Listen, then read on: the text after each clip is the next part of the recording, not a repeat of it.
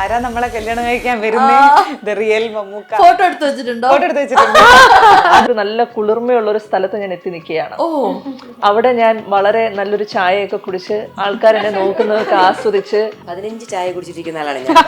15ാമത്തെ ചായ കുടിച്ചപ്പോഴാണ് the proper I had a tea എന്നുള്ള ഫീലിംഗ്. ബാത്റൂമിലേക്കൊക്കെ പോകുന്ന സമയത്ത് ഇങ്ങനെ ആക്കി തന്ന ആവോണ്ടൊക്കെ ഉള്ള ഒരു കളി ഒരു ഭയങ്കര രോമാഞ്ചം വരിക, കണ്ണൊക്കെ നിറഞ്ഞു പോയി. അദ്ദേഹം ഭയങ്കര കംഫർട്ടബിൾ ആയിട്ട് അവിടെ ഇരുന്നു. പിന്നെ വന്നിരുന്നു കഴിഞ്ഞാൽ പിന്നെ നമ്മൾ മമ്മൂക്കാന്ന് വിചാരിക്കുന്നില്ല. എന്നോടൊരു പേര് പറഞ്ഞിട്ടുണ്ടല്ലോ, ആ പേര് ഞാൻ ആലോചിച്ചു. ഞങ്ങളോട് പലരോടും പുള്ളി പല പേരാണല്ലോ പറഞ്ഞിരിക്കുന്നത്, അതുകൊണ്ട് ആ ഒരു പേര് മാത്രം ആലോചിച്ച് അഭിനയിച്ചു. ഞാൻ പരിചയപ്പെട്ടപ്പോൾ മമ്മൂക്കയുടെ കമുകയായിട്ടാണ് ചെയ്യുന്നത്. ഞാനിങ്ങനെ ഓ ലക്കി ഗേൾ, ചെറിയൊരു കുത്തുണ്ടായിരുന്നു, പക്ഷെ നമ്മളത് പുറത്ത് കാണിക്കാൻ. നെക്സ്റ്റ് ആണ് ഞാൻ അറിയുന്നത് ഞാനും കാമുകയാണ്. സുഹാനയുടെ വിചാരം സുഹാന മാത്രമാണെന്നാണോ ശരിക്കും? അവിടുന്ന് ഇവിടുന്ന് ഒക്കെ മനസ്സിലാക്കി. ഞാൻ ചെറിയൊരു ഡിറ്റക്റ്റീവ് റെഡി ആവുന്ന സമയത്ത് അത് മമ്മൂക്കയുടെ ഭാര്യയാണെന്ന്. ഞാൻ മമ്മൂക്കയ്ക്ക് 2 ഭാര്യ. ത്രിവേദി ഇത് തന്നെ കാമുകിയാണ്. നിസാനാണ് നിസ, ഞാനും കാമുകിയാണ്.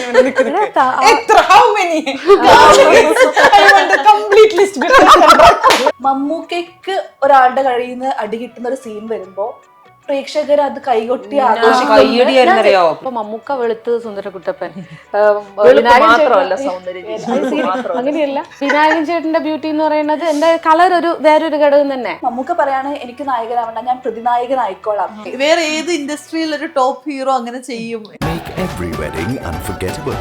Joya Lucas, world's favorite jeweler. Yes, Oxygen year-end sale.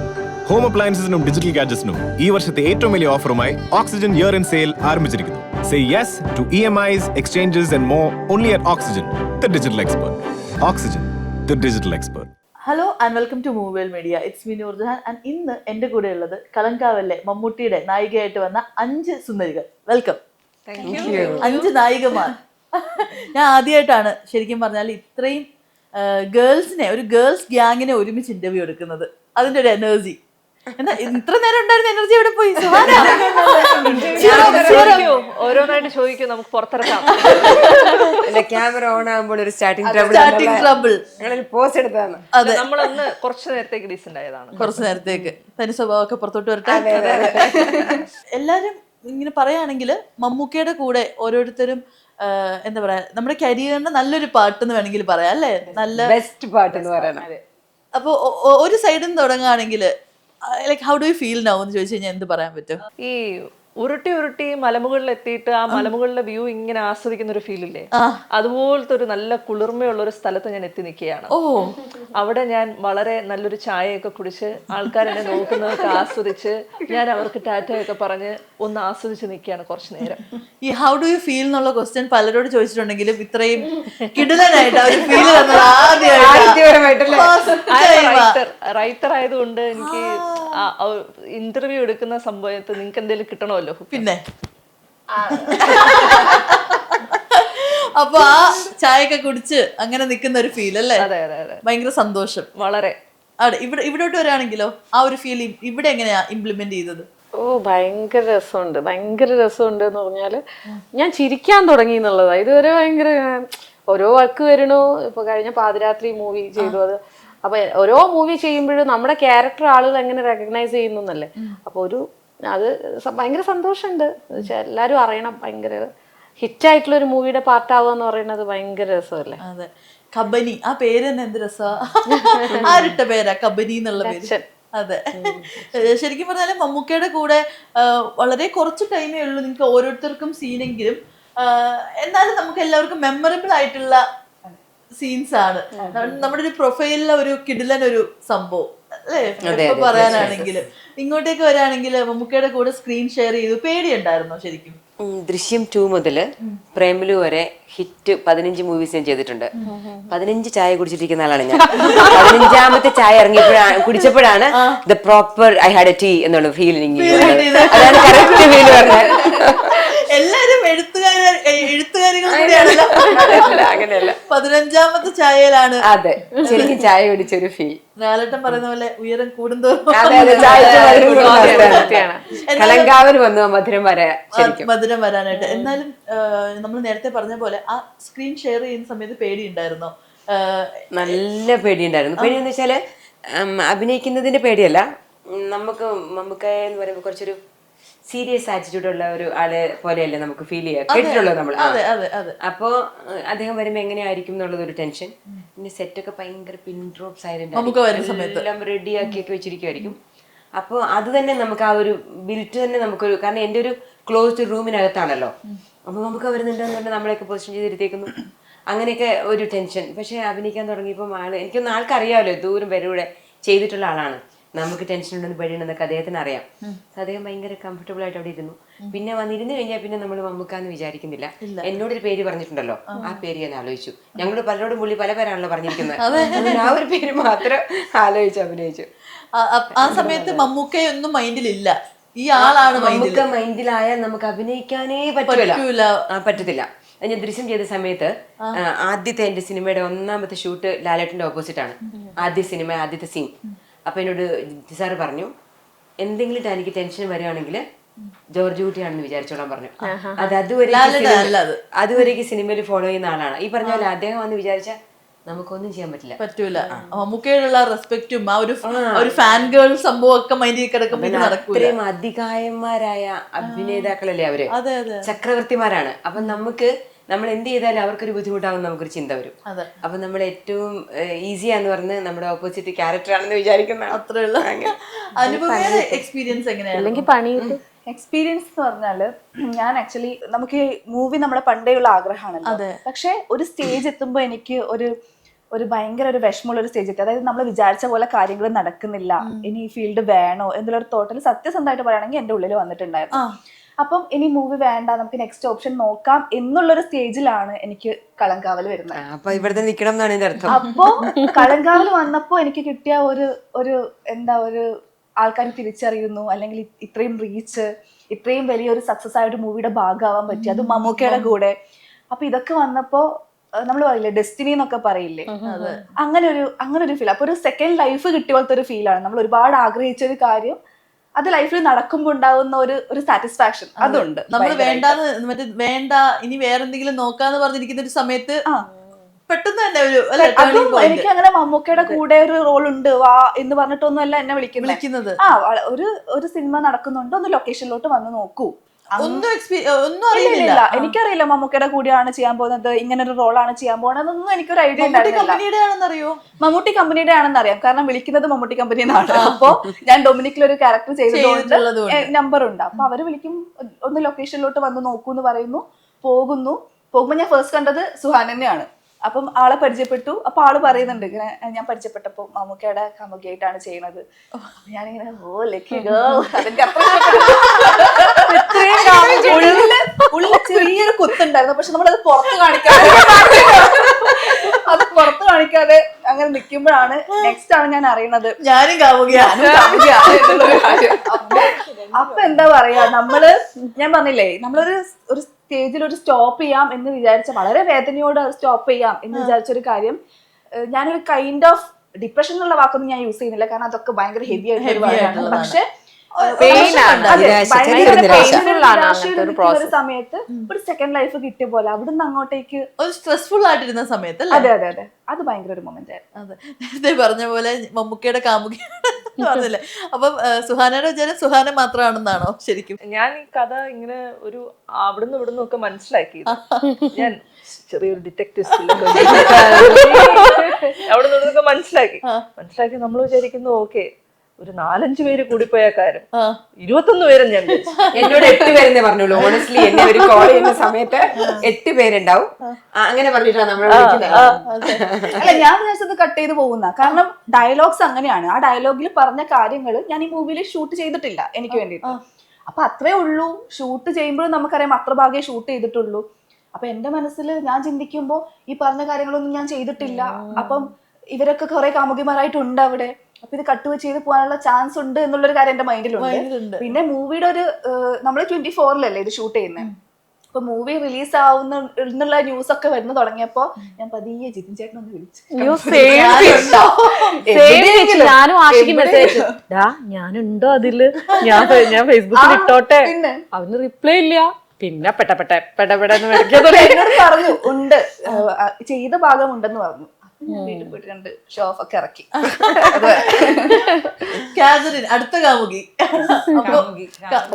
കല്യാണം കഴിച്ചു. ഞാനൊന്ന് ഒരു സ്റ്റെപ്പ് ക്രോസ് ചെയ്തു. ഒന്ന് അപ്ഗ്രേഡഡ് ആണ്. അതെ, സെറ്റിൽ ഈ പറഞ്ഞ പോലെ എനിക്കൊരു 4-5 പേരെ കാണാൻ പറ്റിയിട്ടുണ്ടായിരുന്നു. ലുക്ക് ടെസ്റ്റിന് പോയ സമയത്ത് അവിടെ മമ്മൂക്കയുടെ ഭാര്യയായിട്ട് അഭിനയിച്ച പുള്ളിക്കാരി ഉണ്ടായിരുന്നു. പിന്നെ ത്രിവേദ, ഒരു അവര് പോലീസ് ക്വാർട്ടേഴ്സിൽ ചെല്ലുമ്പോ മമ്മൂക്കയുടെ കൂടെ നിൽക്കുന്ന ഒരു ക്യാരക്ടറുണ്ട്, ആളുണ്ടായിരുന്നു. പിന്നെ നിസ അല്ലേ, നിസ ഉണ്ടായിരുന്നു. അപ്പൊ ഇത്രയും പേരെ ഞാൻ അവിടെ വെച്ച് കണ്ടിട്ടുണ്ടായിരുന്നു. അപ്പൊ ഈ പറഞ്ഞ പോലെ സെറ്റിൽ എത്തുമ്പോ തന്നെയാണ് എൻ്റെ അടുത്തും ഞാനും അറിയുന്നത് ഒരു കല്യാണം കഴിക്കുന്ന സീനാണെന്ന് പറഞ്ഞു. പക്ഷെ ആരേ എന്നുള്ളത് അപ്പോഴും ഇല്ല. അപ്പോഴും ഇങ്ങനെ പറഞ്ഞു വന്നപ്പോ ആരോ പാസ് ചെയ്ത് പോകുന്നതിന്റെ കൂട്ടത്തില് എൻ്റെ അടുത്ത് ഇങ്ങനെ പറഞ്ഞു പോയി, മറ്റേ മമ്മൂക്കയുടെ താലി കെട്ടുന്ന സീനിലേക്കുള്ള കൊച്ചാണ്. ഞാൻ മറ്റേ ആരെ എന്താ പറഞ്ഞേ, ഭയങ്കരമായിട്ട് ലഡുപൊട്ടി. അപ്പോഴും നമ്മുടെ മൈൻഡിൽ മറ്റേ മമ്മൂക്ക താലി കെട്ടുന്നു എന്ന് പറഞ്ഞാൽ മമ്മൂക്കയുടെ ഭാര്യയാണ്, നായികയാണ്, ഇനി കൂടുതലൊന്നും അറിയണമെന്നില്ല. അങ്ങനെ ഞാൻ ക്യാരവനിൽ ചെന്ന് റെഡി ആവുന്ന സമയത്ത് മമ്മൂക്കയുടെ ഭാര്യയായിട്ട് ആക്ട് ചെയ്യുന്ന ആ ചേച്ചി റെഡി, ആ ചേച്ചി അത് മമ്മൂക്കയുടെ ഭാര്യയാണെന്ന്. ഞാൻ മമ്മൂക്കയ്ക്ക് 2 ഭാര്യ.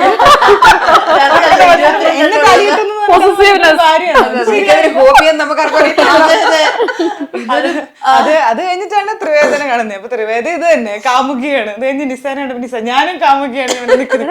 എത്ര ഹൗ മെനി കംപ്ലീറ്റ് ലിസ്റ്റ്.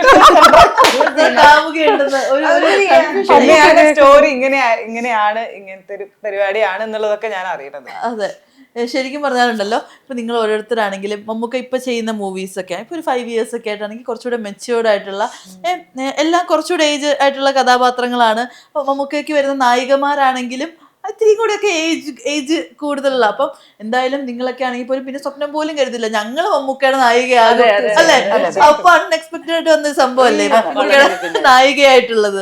ഞാൻ വിചാരിച്ചു എന്നെ എപ്പോ എടുത്ത് കളയാം, അപ്പോഴത്തേക്കും കുറച്ച് വണ്ണം വെച്ചാലോ, കുറച്ച് നമ്മളിങ്ങനെ കുനിയൊക്കെ പൊക്കം എനിക്ക് നല്ലപോലെ ഉണ്ടല്ലോ, അപ്പൊ കുറച്ചൊന്നും ഇങ്ങനെ നിക്കണോ വേണോ, എന്താണ് നമ്മളിങ്ങനെ ഒരു എന്തെങ്കിലും ഒരു തുമ്പ് കിട്ടിയിട്ടുണ്ടല്ലോ ആ തുമ്പിനനുസരിച്ച് നിൽക്കാൻ വേണ്ടിട്ട്. അപ്പൊ അങ്ങനെ ഞാൻ വളരെ അലേർട്ടായിരുന്നു മൊത്തത്തിൽ. ഒരു കാരണവശാലും മാറാൻ പാടില്ല, പിടിച്ചു തൂങ്ങി നിൽക്കും ഞാൻ എന്നുള്ള രീതിയിൽ. മമ്മൂക്കയുടെ കൂടെ ആണെങ്കിലും ഈ നേരത്തെ പറഞ്ഞ പോലെ മൈൻഡിലുണ്ടല്ലോ എനിക്ക് ഹൈറ്റ് കൂടുതലുണ്ട് അങ്ങനെയൊക്കെ. പക്ഷെ കറക്റ്റ്ലി നിങ്ങൾ ആ സ്ക്രീൻ ഷെയർ ചെയ്ത സമയത്ത് ഈ ഒരു ചിന്തയൊക്കെ മാറിയോ? അതൊക്കെ പോയി. അങ്ങനെ ഞാൻ കുറെ ടാക്ടിക്സ് ഒക്കെ വിചാരിച്ചു ആണ് അവിടെ എത്തിയത്. അവിടെ എത്തുമ്പോഴത്തേക്കും എനിക്ക് ഓക്കെ നമ്മള് പോകുന്നില്ല, ഇവിടെ ഉള്ള ആള് തന്നെയാണ്, നമ്മൾ എടുക്കും എന്തായാലും എന്ന് തോന്നിയതിനു ശേഷം ഞാൻ ഫുള്ളി ഓക്കെ എന്താണ് ചെയ്യേണ്ടത് അതിനനുസരിച്ച് അങ്ങനെയായിരുന്നു. കാര്യം ഞാൻ ഫുള്ളി പ്രിപ്പയർഡ് ആയിരുന്നു. ലാസ്റ്റ് മിനിറ്റ് പോലും നിങ്ങൾക്ക് ഇല്ല കേട്ടോ എന്ന് പറഞ്ഞാലും ഞാൻ മൈൻഡ് എനിക്ക് സമാധാനം, ഞാൻ ഓക്കെ ആയിട്ട് തിരിച്ചു പൊക്കോളും കുഴപ്പമില്ല എന്ന് പറഞ്ഞ മനസ്സിൽ ഇങ്ങനെ ഞാൻ സമാധാനിപ്പിച്ചൊക്കെയാണ് ഞാൻ അവിടെ ഇരുന്നത്. പിന്നെ ഷൂട്ടൊക്കെ എടുത്തു കഴിഞ്ഞിട്ട് പിന്നെ ഞാൻ ആർക്കും പറഞ്ഞില്ലായിരുന്നു, അഥവാ വന്നാലോ വന്നില്ലെങ്കിലോ എന്നൊക്കെ പറഞ്ഞിട്ട്. അങ്ങനെ ഒരു പേടിയുള്ള കൂട്ടത്തില് അങ്ങനെ അതെ, എല്ലാം വന്നു കഴിഞ്ഞിട്ട് അവസാനം പറഞ്ഞാൽ മതി എന്നുള്ളൊരു ഇതാണ്. വീട്ടില് പറഞ്ഞിട്ടുണ്ടായോ? വീട്ടില് പറഞ്ഞിരുന്നു, പക്ഷെ അവര് വിശ്വസിച്ചില്ല. അതെന്താണെന്ന് എനിക്ക് മനസ്സിലായി. മമ്മൂക്കയുടെ നായിക എന്റെ വീട്ടിലും ചേച്ചി മമ്മൂക്കയുടെ നായിക കുറെ ഞാൻ മമ്മൂട്ടി കമ്പനിയിൽ നിന്ന്, അതായത് എന്റെ വീട്ടിൽ പോയപ്പോ നമ്മുടെ ഫോണിൽ ഒരു കോണ്ടാക്ട് സേവ് ആണ് മമ്മൂട്ടി കമ്പനി. അപ്പൊ എനിക്ക് സത്യം പറഞ്ഞാൽ എനിക്കെന്നെ കാണുമ്പോ മമ്മൂട്ടി കമ്പനി നമ്മൾ ഒരാളുടെ പേരുടെ കൂടെ മമ്മൂട്ടി കമ്പനി.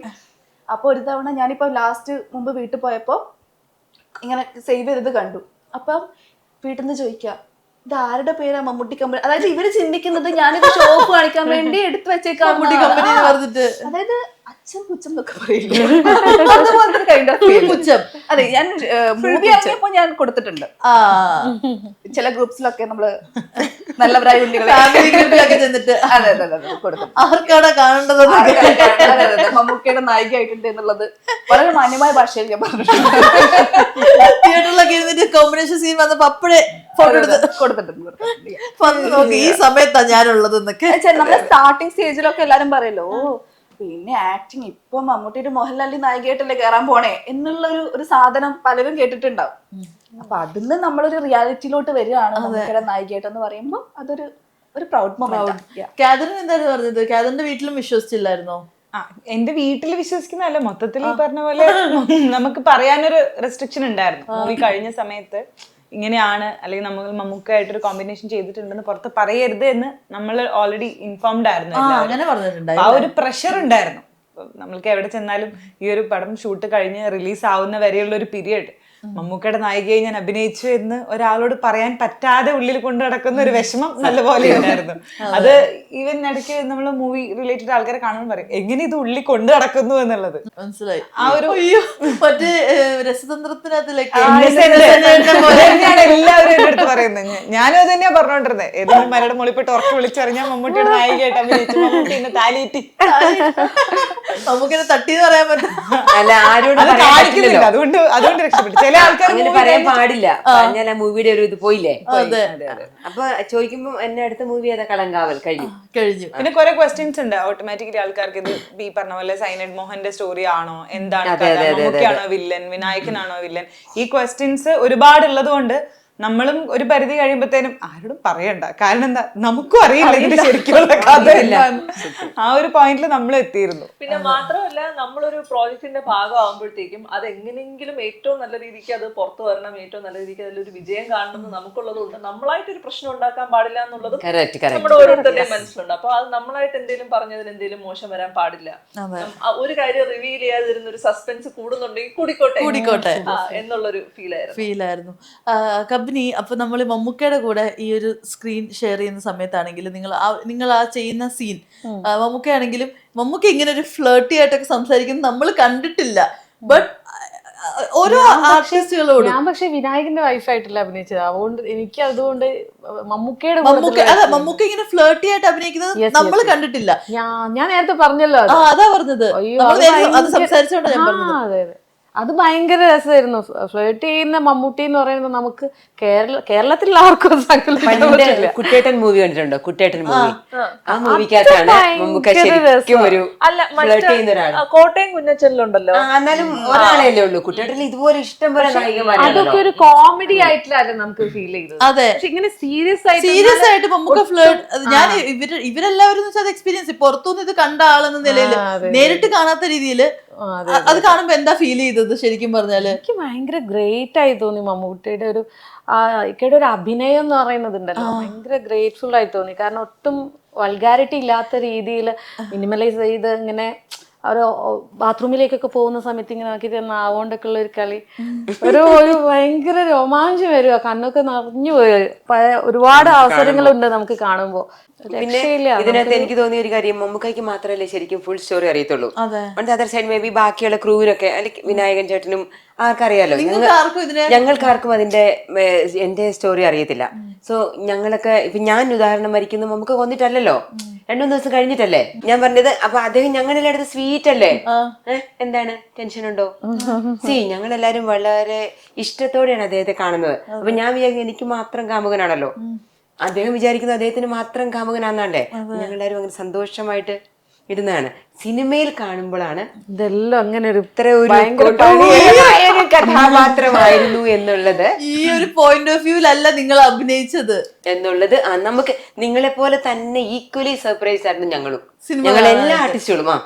ഞാനത് നമ്മള് അവിടെ നിന്ന് വനിതാ തിയേറ്ററിൽ നിന്ന് ഇറങ്ങിയപ്പോ കണ്ടപ്പോ ഞാൻ പറഞ്ഞില്ലേ, ഭയങ്കര സർപ്രൈസ്ഡ് ആയി പോയി ഞങ്ങളെല്ലാരും. അതൊരു നല്ല കാര്യമാണ് ശരിക്കും പറഞ്ഞാല്.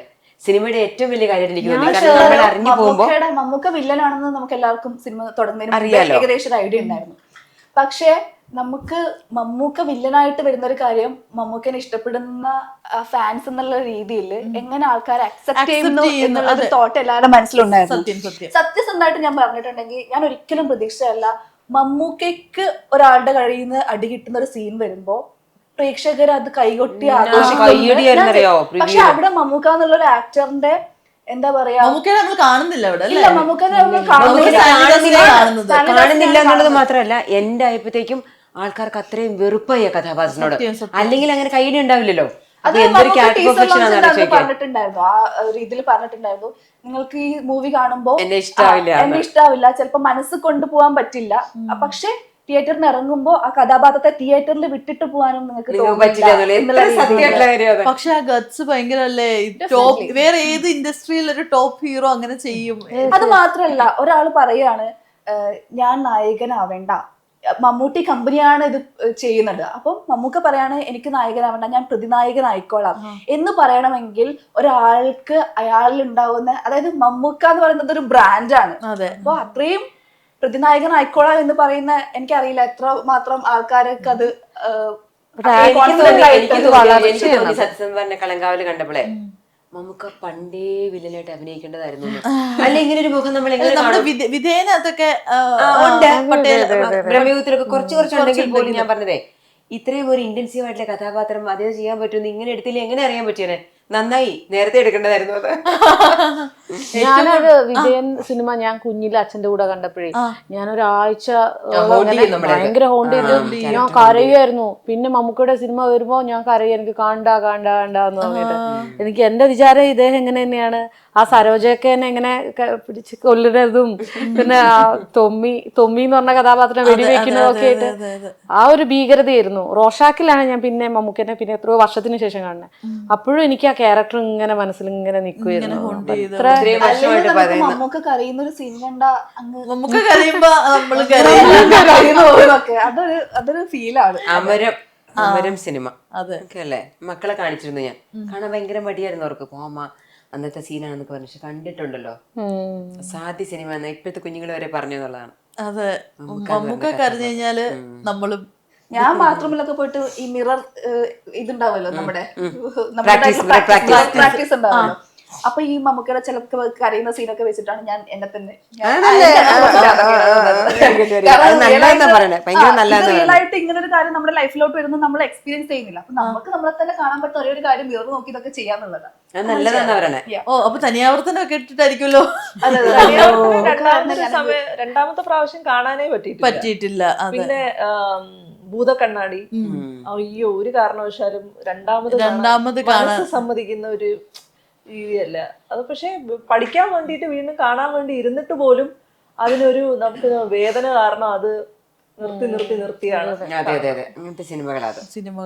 ഇപ്പൊ ഖദറിന്റെ ക്യാരക്ടർ നോക്കുകയാണെങ്കിൽ എനിക്ക് ഏറ്റവും കൂടുതൽ ഇച്ചിരി കൂടെ ഒന്ന് കുണുങ്ങി നാണം കുടുങ്ങിയൊക്കെ സംസാരിച്ച ഒരു ക്യാരക്ടർ ആയിരിക്കും. ശരിക്കും ആ സീൻ ഷൂട്ട് ചെയ്തപ്പോൾ ഉള്ള ബിഹൈൻഡ് ദ സീൻ മെമ്മറി എന്തായിരുന്നു? ബിഹൈൻഡ് ദ സീൻ മെമ്മറി ഞാൻ ഈ പറഞ്ഞ പോലെ കല്യാണം കഴിക്കുന്ന വേഷത്തിൽ വന്ന് നിൽക്കുമ്പോൾ മമ്മൂക്കയും ആ ഒരു വേഷത്തിൽ വരുന്നു. നമുക്ക് മനസ്സിൽ ലഡ്ഡു പൊട്ടുന്നു, ആരാ നമ്മളെ കല്യാണം കഴിക്കാൻ വരുന്നത്, റിയൽ മമ്മൂക്ക. ഫോട്ടോ എടുത്ത് വെച്ചിട്ടുണ്ടോ? ഫോട്ടോ എടുത്ത് വെച്ചിട്ടുണ്ട്. അതൊന്ന് പോസ്റ്റ് ചെയ്യാൻ ഞാൻ ഇടുന്ന വെയിറ്റിംഗ് ടൈം അതാണ് എന്നെ ഏറ്റവും വേദനിപ്പിക്കുന്നത്. ഇന്ന് പറ്റും നാളെ പറ്റുന്ന വെച്ച് ഇങ്ങനെ കൊണ്ടു നടക്കാണ് കയ്യിൽ ഒരു ട്രഷർ പോലെ. സോ അത് ഈ പറഞ്ഞ പോലെ ഭയങ്കര രസമുള്ള ഒരു മൊമെന്റ് ആയിരുന്നു. മമ്മൂക്ക വന്ന് നമ്മളൊരു കംഫർട്ട് ആക്കുന്ന ഒരു ടൈം, ആ ഒരു താലി കെട്ടുന്ന സമയത്ത്.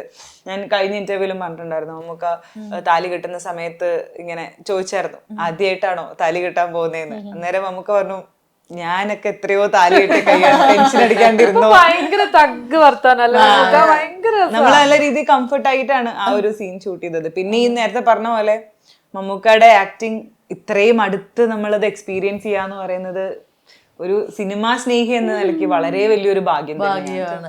അതും ഐ ടു ഐ നോക്കി അത്രയും ഒരു ക്ലോസപ്പ് ഒരു ഷോട്ട് കിട്ടുക എന്നൊക്കെ പറയുന്നത്, ഇങ്ങനെ നമുക്കിനി ലൈഫിൽ ഇങ്ങനെ എത്ര പടങ്ങൾ ഇനി മുന്നോട്ട് ചെയ്താലും ഇത് ഒരു എന്താ പറയാ നമുക്ക് ലൈഫ് ടൈം മൈൽ സ്റ്റോൺ ആണ്, ലൈഫ് ടൈം മെമ്മറിയാണ്. സുഹാന എങ്ങനെയാ ആ ഒരു ചെറിയ സ്പേസിൽ ചുരുണ്ട് കൂടി കിടന്നത്? എന്റെ ഒരു പൊക്കവും ഇതൊന്നും അറിയാതെയാണ് ഞാനത് ചുരുണ്ടുകൂടി. അത് സെറ്റായിരുന്നു. എല്ലാവരുടെയും ഡിസ്ക്ലെയിമർ എല്ലാവരും അറിയാൻ വേണ്ടി അത് സെറ്റായിരുന്നു. അല്ലാതെ ഞാൻ ബാത്റൂമിൽ അല്ലാതെ പബ്ലിക് ടോയ്ലറ്റിൽ ഞാൻ കിടന്നിട്ടില്ല. പക്ഷെ ലൊക്കേഷൻ ആരൊക്കെയോ പറയുന്നുണ്ടായിരുന്നു. അത് നമ്മുടെ ആ കൊച്ചി ലൊക്കേഷനിൽ തന്നെ നാഗർകോവിൽ പബ്ലിക് ടോയ്ലറ്റ് പോലെ തന്നെ. പക്ഷെ കുറെ പേര് അത് ബാത്റൂമാണെന്ന് തെറ്റിദ്ധരിച്ചതിനുള്ളിൽ കേറിയിട്ടുണ്ടെന്ന്. ഇപ്പൊ താഴ്ന്നു കെട്ടിയില്ലേ?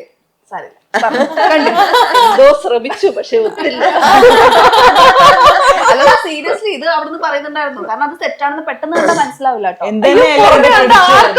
മനസ്സിലാവില്ല. അതൊരു ചെറിയ മറ്റേ ഇത് സാധനമല്ലേ ഉള്ളൂ, അത് ഒത്തിരി എലിവേറ്റഡ് ആയിരുന്നു. എന്തെന്നാലും നമുക്ക് ആ ക്രെഡിറ്റ് ഷാജി നടുവിലിന് കൊടുക്കാം. ഷാജി ചേട്ടന്റെ ബ്രില്യൻസ് ആണ്, കഴിവാണ്. അപ്പൊ എങ്ങനെ അപ്പൊ ഇത് ഹൈറ്റ് ഒന്നും അറിയാതെ അന്നത്തെ ദിവസത്തെ ഷൂട്ട് നല്ല സുഖമായിരുന്നു. കാര്യം എന്ന് പറഞ്ഞാൽ വരുന്നു, ജസ്റ്റ് കിടക്കുന്നു, പോകുന്നു. അന്നത്തെ ഒരു ദിവസത്തെ ഷൂട്ട് അതായിരുന്നു. കാരണം അങ്ങനെ കിടക്കാൻ കുറെ ടൈം എടുത്തു. അങ്ങനൊന്നുമില്ല. ആ കിടക്കുന്ന നിങ്ങൾ ആ കാണുന്ന ആ ഷോട്ട് മേ ബി ഒരു 5 to 6 seconds കാണും. ആ കൂടി പോയ ഒരു 1 minute I would have spend inside. കഴിഞ്ഞു, അന്നത്തെ ദിവസം കഴിഞ്ഞു. ഞാൻ പരിപാടി. അതെ, എല്ലായിടത്തും ബായ് ഒക്കെ പറഞ്ഞു. പിന്നെ എനിക്ക് ആദ്യമായിട്ട് ഒരു ഫാൻസി സാധനം ഫീലൊക്കെ അടിച്ചത് ആ സമയത്ത് വെച്ചിട്ടാണ്. ബിക്കോസ് ദാറ്റ് വാസ് മോർ നമ്മുടെ കേരളത്തിൽ വെച്ച് നടന്ന കുറച്ച് ആൾക്കാരൊക്കെ ഉള്ളൊരു ഷൂട്ടായിരുന്നു. അപ്പൊ എല്ലാവർക്കും ക്യൂരിയോസിറ്റി ആയിരുന്നു ഈ സിനിമയിൽ അഭിനയിക്കുന്ന ആരാന്നൊക്കെ. അപ്പൊ ഞാൻ കാരവാനിൽ നിന്നൊക്കെ ഇറങ്ങി വരാൻ നേരത്തെ നമ്മൾ ഈ അഭിനയിക്കുന്ന എന്തായിരിക്കും ഇന്നത്തെ ഷോട്ട്, അതങ്ങനെ മനസ്സിലിങ്ങനെ ഇരിക്കുമ്പോൾ so many people looking at you, hi എന്നൊക്കെ കാണിക്കുന്നു. അപ്പൊ എന്റെ ആദ്യത്തെ എക്സ്പീരിയൻസ് അത് ഞാൻ വളരെയധികം ആസ്വദിച്ചു. And also the crew was so supportive. സാധാരണ നമ്മളൊരു ഫിലിം സെറ്റില് നമ്മളിങ്ങനെ വരാൻ നേരത്തെ അങ്ങനെ എന്തെങ്കിലും ഉണ്ടായി കഴിഞ്ഞാൽ നമ്മൾ ഷോ കാണിക്കുന്ന ഓവറായി പോകുന്നുണ്ടോ എന്നുള്ള രീതിക്കൊക്കെ നമുക്കൊരു ഒരു ശങ്ക ഉണ്ടാവും. അത് ആദ്യമായിട്ട് എനിക്ക് സംഭവിച്ചപ്പോൾ ഇവര് സപ്പോർട്ടീവ് കൂടെ ആയിരുന്നു. പോയി ഫോട്ടോ ഒക്കെ എടുത്തിട്ട് വരാനൊക്കെ പറഞ്ഞു. ലുക്കും അങ്ങനെ തന്നെയാണ്, മോഡലാണല്ലോ. അപ്പൊ അവരും കാണുമ്പോഴത്തേക്ക് തെറ്റിദ്ധാരണ ഉറപ്പായിട്ടും വരുമല്ലോ.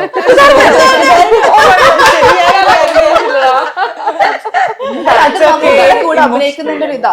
ഞാനായാലും ഷൂട്ട് കഴിഞ്ഞിട്ട് ഞാൻ ഇറങ്ങുമ്പോ അവിടെ കാണാൻ സ്വാഭാവികമായിട്ടും നമുക്ക് വരുമ്പോ ഒരു ക്രൗഡ് ഉണ്ടാവുമല്ലോ. അപ്പൊ ഞാൻ ഇറങ്ങുമ്പോ കുറച്ച് പേര് വന്ന് ഫോട്ടോ എടുക്കാം, ചേച്ചി ഫോട്ടോ എടുക്കാം. അപ്പൊ ഞാൻ ചോദിച്ചു നിങ്ങൾക്ക് എന്നെ അറിയോ? അപ്പൊ എന്നെ അറിയണ്ട, ഞാൻ കൂടെ മമ്മൂക്കയുടെ കൂടെ അഭിനയിക്കുന്നത് കാണുന്നു. അപ്പൊ സിനിമ ഇറങ്ങുമല്ലോ എന്തായാലും. അതെ അതെ, അപ്പൊ മമ്മൂക്കയ്ക്ക് കിട്ടുന്ന ഒരു റെസ്പെക്ട് ആളുടെ കൂടെ കിട്ടും.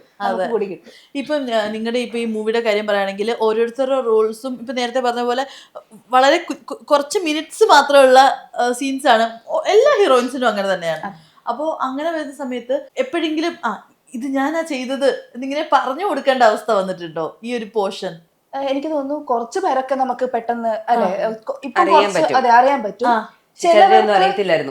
അറിയാനൊരു പ്രശ്നം ഉണ്ടാവും. കാരണം ഡിഫറൻസ് ഉണ്ട്. സാരി ലുക്ക് ആണ്, പിന്നെ കുറച്ചുകൂടി മെച്യൂരിറ്റി വരാൻ നമ്മുടെ ഹെയർ സ്റ്റൈലും കാര്യങ്ങളൊക്കെ ഡിഫറെന്റ് ആണ്. പിന്നെ പണ്ടത്തെ ഒരു സ്റ്റൈലാണ്. അപ്പൊ എന്നാലും എനിക്ക് തോന്നുന്നു എന്നെ ഫസ്റ്റ് ആയിട്ട് ഇപ്പൊ ആൾക്കാർ റെക്കഗ്നൈസ് ചെയ്ത് തുടങ്ങിയത് കലങ്കാവലാണ്. അതെ, കാദറിന് എങ്ങനെയായിരുന്നു ലൈക്ക് ആ ഒരു ലുക്കും?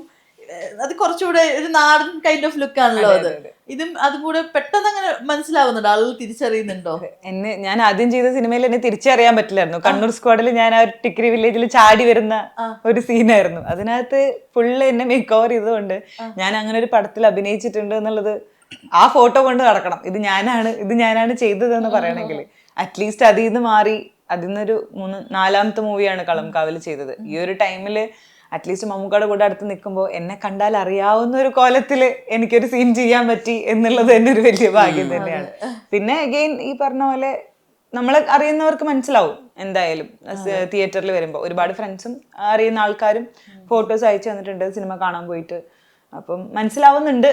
അത് തന്നെ വേറൊരു കാര്യം, നമ്മൾ ഒരിടത്ത് എത്തുമ്പോ അത് നമ്മുടെ മാത്രം വിജയം അല്ലാതാവുന്നു എന്നുള്ളതിലാണ് അതിന്റെ ഒരു ബ്യൂട്ടി ഇരിക്കുന്നത്. അതായത് നമ്മൾ കൊച്ചിലെ കണ്ട ആൾക്കാര്, വളർന്ന ആൾക്കാര്, അവർക്ക് എല്ലാവർക്കും ഒരു സന്തോഷമാണ്. നമ്മളൊരു കാര്യത്തിൽ വളരെ കഷ്ടപ്പെട്ട് നിൽക്കുമ്പോൾ ഓക്കെ ഞാൻ ജയിക്കുമ്പോൾ ഇത് എന്റെ മാത്രം വിജയമല്ല എന്നുള്ളൊരു ഫീല് നല്ലൊരു സന്തോഷം നൽകുന്നുണ്ട്. കാര്യം ഞാനൊരു സ്ക്രീനിൽ വരുമ്പോ ആ പണ്ടെപ്പോഴോ പറഞ്ഞ ഡയലോഗ് ഉൾപ്പെടെ ആൾക്കാർ എടുത്തു പറയാം.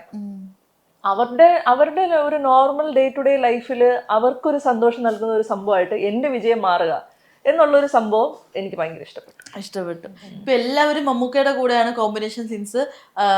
വിനായകൻ ചേട്ടന്റെ കൂടെ പെയറായിട്ട് വരുന്ന ഒരേ ഒരാളേ ഉള്ളൂ. അപ്പൊ ശരിക്കും പറഞ്ഞാല് എങ്ങനെയായിരുന്നു ശരിക്കും പറഞ്ഞ വിനായകൻ ചേട്ടന്റെ കൂടെയുള്ള?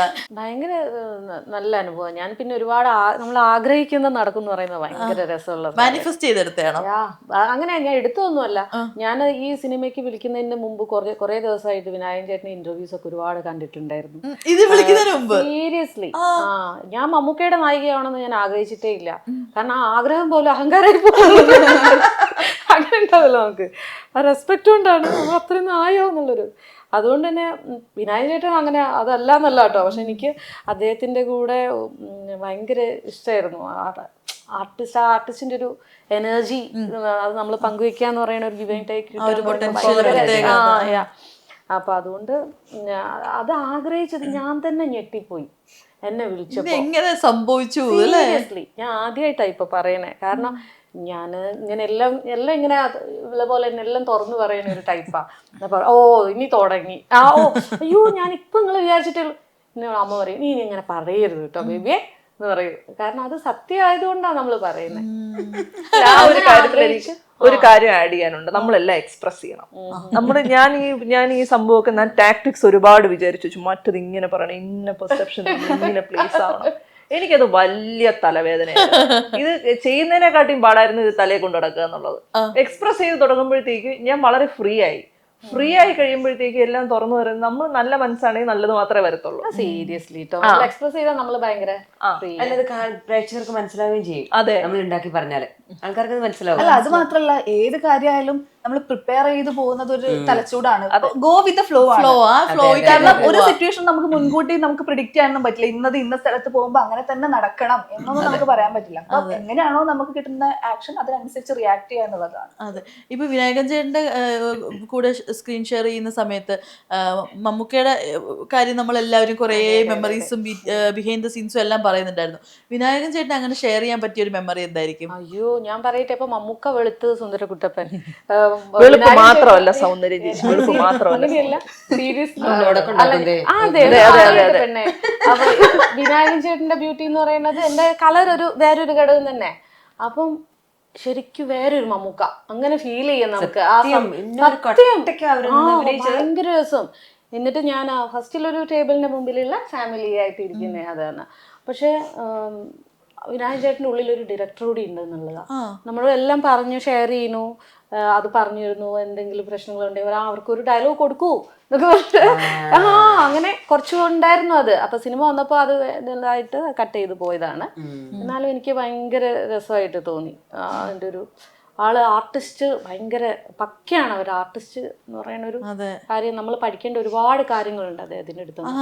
ഇന്നിപ്പോ ഇന്റർവ്യൂസ് ഒക്കെ ആണെങ്കിലും പുള്ളിയുടെ പെർസ്പെക്റ്റീവ്സ് ആണെങ്കിലും ഓരോ പറയുന്ന ചിന്തിക്കുന്ന രീതികളായാലും ഒക്കെ നമുക്ക് കുറച്ചുകൂടെ വ്യത്യസ്തമായിട്ടൊക്കെ ഫീൽ ചെയ്യാം. നമ്മളിങ്ങനെ ആലോചിക്കും, നമ്മളും കൂടെ തിങ്ക് ചെയ്യും, അയ്യോ അത് ശരിയാണല്ലോ, നമ്മൾ എന്തുകൊണ്ട് അങ്ങനെ ചിന്തിച്ചില്ല എന്നൊക്കെയുള്ള രീതിയിൽ അല്ലേ? ആളുടെ ഓരോ കോൺസെപ്റ്റ്സ് ഒക്കെ ഭയങ്കര വ്യത്യാസമാണ്. പിന്നെ എന്താ നമ്മളൊരു പച്ച മനുഷ്യൻ എന്നുള്ളൊരു അങ്ങനെ ഒരു സ്റ്റാർഡും കാര്യങ്ങളൊന്നും ആളുടെ അടുത്ത് ഇല്ല. നമ്മളോട് പെരുമ്പാമ്പ് അഭിനയിക്കുമ്പോഴും പിന്നെ എൻ്റെ കോസ്റ്റ്യൂമൊക്കെ കുറേ കൊല്ലങ്ങളായി നരച്ചനായിട്ട് ഞാൻ ഗ്രേറ്റ് ഇന്ത്യൻ കിച്ചൺ ജിയോചേട്ടൻ്റെ ഗ്രേറ്റ് ഇന്ത്യൻ കിച്ചണിലാണ് ആദ്യമായിട്ട് ഉഷ എന്ന് പറഞ്ഞ കഥാപാത്രമാണ് ആദ്യമായിട്ട് ഞാൻ എന്നെ റെക്കഗ്നൈസ് ചെയ്യുന്ന ഒരു ക്യാരക്ടർ മലയാള സിനിമയിൽ വന്നത്. അന്ന് മുതലിട്ട നൈറ്റ് തന്നെയാണ്. അപ്പൊ ഇത് ഇതിലോ ഇത് തന്നെയാണ്. എനിക്ക് നല്ലൊരു ഡ്രസ്സൊക്കെ നല്ലൊരു ഡ്രസ്സൊക്കെ. അപ്പോൾ അതുപോലെ തന്നെ വെളിച്ചെണ്ണയൊക്കെ ഇട്ട് മുടിയൊക്കെ ഇങ്ങനെയൊക്കെ കെട്ടി. അപ്പൊ പിന്നെ ഞാൻ വിചാരിക്കുന്നുണ്ട് ഇതായാലും വേണ്ടില്ല എന്തായാലും എനിക്ക് തോന്നുന്ന ഒരു കാര്യം, ത്രൂ ഔട്ട് ദ സിനിമയില് ഒരേ സെറ്റിലായിട്ടാ പോകുന്നത്. അദ്ദേഹം ഒരു സ്ഥലത്ത് ചെല്ലുന്നു, ഒരു രക്ഷയില്ല, അടുത്ത സ്ഥലത്ത് പോകുന്നു. നോർമലി ആൾക്കാർക്ക് ഫ്രസ്ട്രേഷൻസ് ഒക്കെ വരുമല്ലോ, ദേഷ്യം കാണിക്കുമോ, അതൊന്നും കാണിക്കാതെ അങ്ങനെ അത് ഒരു സാധാരണക്കാരെ കൊണ്ട് സാധിക്കുന്നതേ അല്ല. ശ്രദ്ധിച്ചിട്ടുണ്ടോ അങ്ങനെ ഒരു ക്യാരക്ടർ ത്രൂ ഔട്ട് പിടിക്കാൻ? അതായിരിക്കാം എന്ന് എനിക്ക് തോന്നുന്നു അദ്ദേഹത്തെ തന്നെ ചൂസ് ചെയ്ത ഒരു പക്ഷേ ഞാൻ അങ്ങനെ കണ്ടായിരുന്നു. അതായത് വിനായകൻ ചേട്ടന്റെ മുഴുവൻ ഇതും കൊണ്ടുവന്നില്ല ആക്ടിങ്. പക്ഷെ നമ്മുടെ സ്ക്രിപ്റ്റ് റൈറ്റർ ജിഷ്ണു ചേട്ടനാണെങ്കിലും നമ്മുടെ ഡയറക്ടർ ജിതിൻ ചേട്ടനാണെങ്കിലും അവരുടെ മനസ്സിൽ ഒരു ക്യാരക്ടർ ഉണ്ടാവും. അപ്പൊ അത് മാത്രം കൊടുക്കുന്നിടത്തല്ലേ ഒരു ആക്ടറിന്റെ വിജയം എന്ന് പറയുന്നത്. അല്ലാതെ ഇപ്പൊ നമുക്ക് മമ്മൂക്കയുടെ കാര്യം പറഞ്ഞ പോലെ തന്നെ എവിടെയും നമുക്ക് വിനായകൻ ചേട്ടനെ കാണാനൊന്നും പറ്റില്ല. ആ പോലീസ് ഓഫീസറിനെ മാത്രമേ നമുക്ക് അവിടെ കാണാൻ പറ്റൂ. അപ്പൊ നമ്മള് നേരത്തെ പറഞ്ഞ പോലെ തന്നെ ഇവരെല്ലാവരും വില്ലന്റെ പേരാണ്. ശരിക്കും നായകന്റെ നായിക ഇതാണ്. ഫേസ്ബുക്കിൽ ഒരു കമന്റ്, കബനി നായകൻ നീ നായകനാണെങ്കിൽ നായകൻ നീ ആണല്ലോ. ഞാനെന്നെ അതിന് ഇങ്ങനെ ആക്കി ഇങ്ങനെയുള്ള ഇവിടെ ഒളിഞ്ഞു നോക്കുന്ന ഒരു ചിഹ്നം ആകെ ഒരു 2 സീനേ ഉള്ളെങ്കിലും നായകന്റെ നായിക എന്ന് പറയുന്നത് ശരിക്കും പറഞ്ഞാൽ നായകന്റെ പേരാണ്.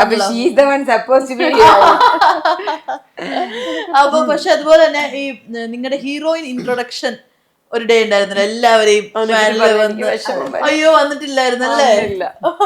പക്ഷെ വന്നില്ലെങ്കിലും ഇതിപ്പോ നമ്മൾ ഏറ്റവും ഭയങ്കര പ്രിയപ്പെട്ടതായിട്ടോ അത് കണ്ടില്ലെങ്കിലും ഞങ്ങൾ നേരത്തെ പറയായിരുന്നു ചേച്ചിയുടെ ഒരു സംസാര രീതിയുണ്ട്. അതായത് കുഞ്ഞെ കൊച്ചേ സ്വീറ്റ് അതായത് മോളെ കുഞ്ഞെ ഇങ്ങനെ മുടി കെട്ടി നോക്കൂ, കുഞ്ഞെ ഇങ്ങനെ ചെയ്താൽ ഭംഗിയുണ്ടാവും എന്നൊക്കെ പറയും.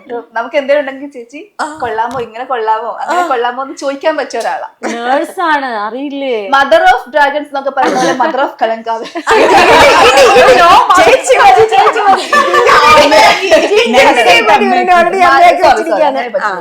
ആദ്യം പതുക്കെ ഇരുന്നിട്ട് രഞ്ജിനി, പിന്നെ ചേച്ചിയായി, അല്ലല്ല നമുക്ക് ഏജ് വൈസ് അല്ലെങ്കിലും നമുക്കൊരു ഒരു ലവ്. എനിക്ക് പെൺകുട്ടികളെ ഭയങ്കര ഇഷ്ടമാണ്. ശരിക്കും ഭയങ്കര ഇങ്ങനെ ആൺകുഞ്ഞുങ്ങളാണ്. അതുകൊണ്ടായിരിക്കും ഇവരോടൊക്കെ ഭയങ്കര ഇഷ്ടം. ഇങ്ങനെയൊക്കെ ഡ്രസ്സൊക്കെ ഇടുന്നത് എനിക്ക് ഭയങ്കര ഇഷ്ടമാണ്.